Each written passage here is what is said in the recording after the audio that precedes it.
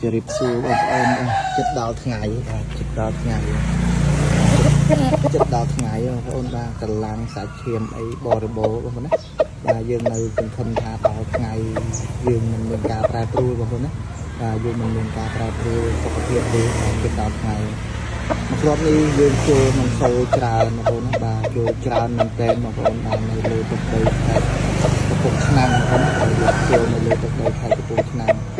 នៅក្នុងសូវច្រើនបងប្អូនណាបាទច្រើនមែនទែនពេលខ្លះបងប្អូនគិតថាហេតុផលអីខ្ញុំមិនទៅចូលនៅខាងប៉ោយប៉ែតបងប្អូនណាបាទទីមួយយើងមានហេតុផលផ្សេងគ្នាបាទយើងមានហេតុផលផ្សេងគ្នាបងប្អូនណាបាទចឹងទីមួយពីខ្ញុំទៅចូលយើងនិយាយទៅប៉ោយប៉ែតគាត់ដីប៉ុណ្ណឹងគីឡូតែដូចខ្ញុំទៅដល់កំពង់ឆ្នាំងខ្ញុំគិតថាដូចជាចិត្តជាងទៅប៉ោយប៉ែតប៉ុន្តែការសម្រេចចិត្តនិងការគិតវាខុសៗគ្នាបងប្អូនណាបាទវាខុសៗគ្នាអញ្ចឹងដូចអ្វីដែលខ្ញុំជជែកមកទេសតាមមកផ្លែបងប្អូនខ្លះគាត់ចូលចិត្តហិលបងប្អូនខ្លះគាត់ស្អប់ការហិលអញ្ចឹងមនុស្សម្នាក់មិនអាចទៅតម្រូវចិត្តមនុស្ស1000នាក់ឬក៏10000នាក់បានទេបងប្អូនណាបាទឬក៏10000នាក់បានទេអញ្ចឹងបងប្អូនស្រឡាញ់អីបងប្អូនធ្វើនឹងទៅបាទហើយខ្ញុំស្រឡាញ់អីខ្ញុំធ្វើនឹងទៅបងប្អូនណាបាទខ្ញុំស្រឡាញ់អីខ្ញុំធ្វើនឹងទៅខ្ញុំមានហេតុផលជាច្រើនដែលខ្ញុំសម្រេចទៅចូលនៅកំពង់ឆ្នាំងបងប្អូនណាបាទខ្ញុំមានហេតុផលជាច្រើនដែលខ្ញុំសម្រេចទៅចូលនៅកំពង់ឆ្នាំងហើយខ្ញុំក៏មានហេតុផលជាច្រើនដែលខ្ញុំមិនសម្រេចទៅចូលនៅក្នុងទឹកដីខាងប៉ោយប៉ែតបងប្អូនណាបាទពីព្រោះមកនេះបើយើងនិយាយទៅបើចូលក្នុងដើមឋានច្រើនបងប្អូនណាបាទវាច្រើនមែនទែនសម្រាប់ខ្ញុំវាជាលើកទី1ដែលខ្ញុំចូលដើមឋានច្រើនដល់ថ្នាក់នេះ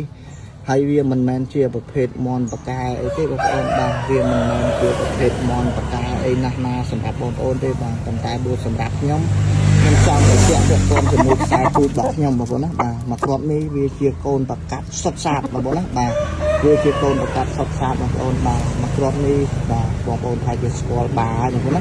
បាទយើងជួលតាំងពីគីឡូ23រហូតដល់បច្ចុប្បន្នវាឡើងមក24ប៉ែតបងប្អូនណាបាទ24ប៉ែតបងប្អូនបាទវាឡើងដល់24ប៉ែតហើយមូលហេតុដែលខ្ញុំទៅជួលនៅកំពង់ឆ្នាំងទី1ដោយសារខ្ញុំមានដៃគូរបស់ខ្ញុំដែលគាត់ត្រូវឡើងមកពីភ្នំពេញបាទគាត់ឡើងមកពីស្ពឺបាទគាត់មកពីកំពង់សោមអីមួយចំនួនទៅបាទអញ្ចឹងខ្ញុំសឹកបោដៃគូខ្ញុំនៅតែខាងហ្នឹងបាទអញ្ចឹងគាត់អាចវិលត្រឡប់ទៅវិញល្ងាចទាន់បងប្អូនណាបាទហើយបើសិនជាខ្ញុំទៅជួលនៅប៉ោយប៉ែតគាត់ត្រូវចំណាយពេលស្នាក់នៅគាត់ចេញមកពីនោះពីព្រឹកអញ្ចឹងគាត់អាចចំណាយពេលស្នាក់នៅមួយយប់បាទឬក៏2យប់ទៅបានត្រឡប់ទៅវិញហើយពាក់ព័ន្ធជាមួយភាគច្រើនគាត់សិតតែជាអ្នកបំពេញការងារដូចគ្នាអញ្ចឹងទៅទើបខ្ញុំសម្រេចចិត្តថាជួលនៅកំពង់ឆ្នាំងហើយពាក់ព័ន្ធជាមួយសុវត្ថិភាពយើងជួលនៅប៉ោយប៉ែតក៏កក់ក្ដៅយើងជួលនៅកំពង់ឆ្នាំងវារឹតតែកក់ក្ដៅទៅទៀតបងប្អូនណាបាទវារឹតមកកក់ក្ដៅទៅទៀតហើយយើងក៏រកគូបាននៅខាងទឹកដីកំពង់ឆ្នាំងមកនេះខ្ញុំធ្លាប់ប្រកាសដែរបងប្អូនណាបាទខ្ញុំធ្លាប់ប្រកាសដែរប៉ុន្តែយើងរកគូបាននៅខាងទឹកដីកំពង់ឆ្នាំងបងប្អូនបាទយើងជួលនៅក្នុងសូច្រើនមែនតើបងប្អូនបាទច្រើនមែនតើបងប្អូនចាំដល់ថ្ងៃមុនថ្ងៃប្រកួតមួយថ្ងៃខ្ញុំនឹងប្រកាសថាយើងជួលនៅក្នុងសូប្រមាណទី1ខ្ញុំគិតពាក់ព័ន្ធជាមួយសុវត្ថិភាពមន់ហើយទី2បាទការសម្ដែងវាខុសគ្នាដោយអ្វីដែលខ្ញុំជជែកបងប្អូនដោយអ្វីដែលខ្ញុំជជែកជាមួយបងប្អូនហើយខ្ញុំចំណុចនេះដែរខ្ញុំសូមអធិស្ឋានចំពោះបងប្អូនទាំងអស់គ្នាដែលសូមដាក់ពាក់ព័ន្ធជាមួយដើមផាន់សូមអធិស្ឋានមែនតើបាទជាមួយបងប្អូនដែលសូមពាក់ព័ន្ធជាមួយដាក់ដើមផាន់គឺខ្ញុំអត់ទទួលទេបាទខ្ញុំអត់ទទួលទេពីព្រោះពាក់ព័ន្ធមូលហេតុដែលខ្ញុំអត់ទទួលពាក់ព័ន្ធជាមួយដើមផាន់បងប្អូនសូមចិត្តបងប្អូនយល់ពីខ្ញុំបាទយល់ពីខ្ញុំមែនតើពីព្រោះសត្វបាទសត្វស៊ីស្រូវបាទសត្វស៊ីស្រូវពេលខ្លះបងប្អូនស្រឡាញ់បងប្អូនលេងយល់បងប្អូនជួយពាក់ខ្ញុំយល់ប៉ុន្តែសត្វស៊ីស្រូវខ្ញុំមិនប្រកាសថាវាឈ្នះឬក៏វាចាញ់ទេបាទប៉ុន្តែបើសិនជាវាប្រកាសថាវាឈ្នះយើងជុលវាច្បាស់ 100% ឲ្យតែអ្នកយកទៅជួលគឺប្រកាសថាឈ្នះរៀងៗខ្លួនហើយបានយើងយកមកវាទៅជួលប៉ុន្តែម្ចាស់គេក៏គេច្បាស់ថារបស់គេនឹងឈ្នះរបស់ខ្ញុំក៏ខ្ញុំច្បាស់ថារបស់ខ្ញុំនឹងឈ្នះប៉ុន្តែមូលហេតុដែលខ្ញុំមិនចង់ទទួល sponsor ដោយសារការសម្រេចចិត្តវាខុសៗគ្នាបាទនៅពេលដែលខ្ញុំទទួល sponsor ពីបងប្អូនពេលខ្លះការសម្រេចចិត្តខ្ញុំមិនអាចសម្រេចចិត្តតែឯងកើតទេបាទនៅក្នុងលក្ខខណ្ឌណាមួយ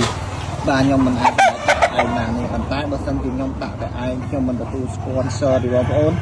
ខ្ញុំអាចសម្រេចចិត្តបានបងប្អូនមន់នេះយើងជួលនៅក្នុងដើមផាន់ច្រើន ច្រើនមែនទេបងប្អូនណាបាទច្រើនគួរឲ្យកត់សម្គាល់បាទច្រើនគួរឲ្យកត់សម្គាល់មកនេះតើណាចំណែកខ្ញុំម្នាក់ឯងខ្ញុំដាក់11លានបងប្អូនណាអូននៅកូរ៉េ